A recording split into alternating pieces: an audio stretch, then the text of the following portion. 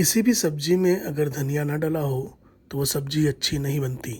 ऐसा बहुत सारे कुक्स का मानना है। तो आइए आज देखते हैं एक कुक और धनिया की कहानी।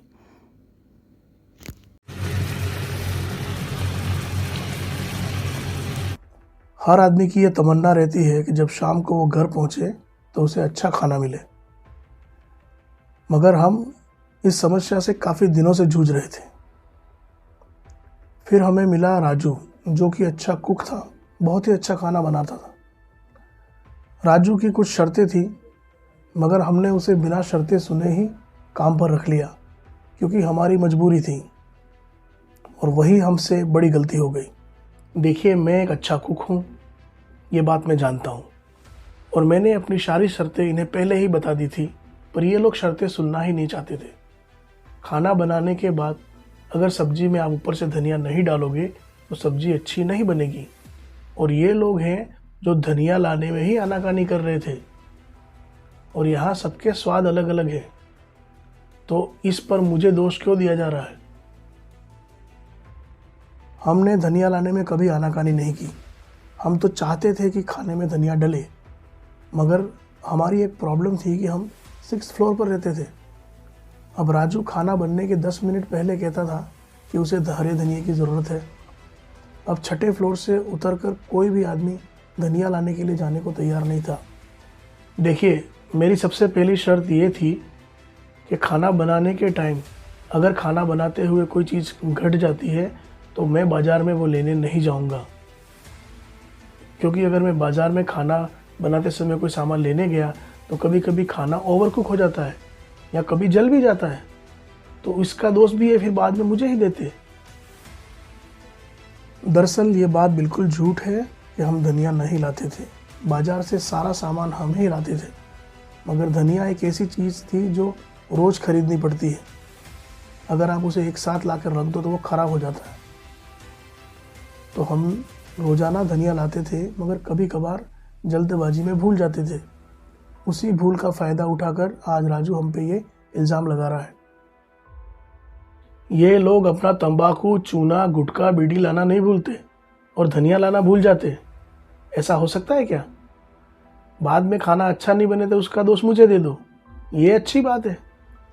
एक दिन हम सब फ्लैट के लोगों ने एक निर्णय लिया कि हम दूसरा कुक हायर करेंगे, जो खुद बाज़ार से जाकर धनिया लेकर आए। राजू को हमने काम के लिए मना कर दिया और दूसरा कुक हमारा काम करने आ चुका था। आखिर में इन लोगों ने सोचा कि हम दूसरा कुक रख लेते हैं। रख लीजिए भाई, मुझे क्या फ़र्क पड़ता है, मैं तो वैसे ही एक मारूफ कुक हूँ, मुझे कहीं भी काम मिल जाता था। पर शायद ये लोग एक बात भूल रहे थे, कुक कोई भी आएगा, धनिया बाज़ार से इनको ही लेने जाना पड़ेगा, क्योंकि कुक एसोसिएशन का रूल है, खाना बनाते हुए कोई सामान बाज़ार से खरीदने नहीं जाना। हमने बड़ी खुशी खुशी दूसरा कुक हायर किया था, मगर पहले ही दिन पता चल गया कि वो भी राजू की तरह बाज़ार जाकर धनिया खरीद कर नहीं लाएगा, और उसका खाने का स्वाद बिल्कुल सादा और सिंपल था। ये तो बाद में जाके हमें पता चला कि वो अस्पताल में मरीजों के लिए खाना बनाता था। हम किसी तरह इस कुक से पीछा छुड़ाना चाहते थे और राजू को दोबारा हायर करना चाहते थे। राजू को वापस बुलाना हमारे लिए इतना आसान नहीं था। उसके लिए हमें अपना आत्मसम्मान और गरिमा को दांव पर रखना था। फिर भी हमने उसे दांव पर रखा और राजू को दोबारा काम पर बुलाया। हाँ, कुछ पैसे हमें राजू को इस बार ज़्यादा देने पड़े। ये लोग मुझे दोबारा हायर करना चाहते थे, मगर अब काफ़ी देर हो चुकी थी, क्योंकि मैं कहीं और काम शुरू कर चुका था और मुझे लगता है ये काफ़ी मेरे लिए मुश्किल था इन्हें वापस ज्वाइन करना। मगर इन्होंने मेरे मुंह पर कुछ एक्स्ट्रा रुपए मार दिए, जिससे मैं इनकी बातों से सहमत हो गया। आखिरकार बाप बड़ा ना भैया, सबसे बड़ा रुपया, तो मैंने इन्हें दोबारा ज्वाइन कर लिया। मगर धनिया आज भी यही लेके आते हैं, मैं लेके नहीं आता। आज के इस वाक़ये से हमें ये सीखने को मिलता है, हमें नहीं, जो कुक को रखते हैं उन्हें सीखने मिलता है कि अच्छा खाना खाने के लिए अच्छे कुक का होना ज़रूरी है। उतना ही ज़रूरी है कि खाने में हरा धनिया डाला जाए। तो आप भी हरा धनिया ज़रूर लेके जाएं।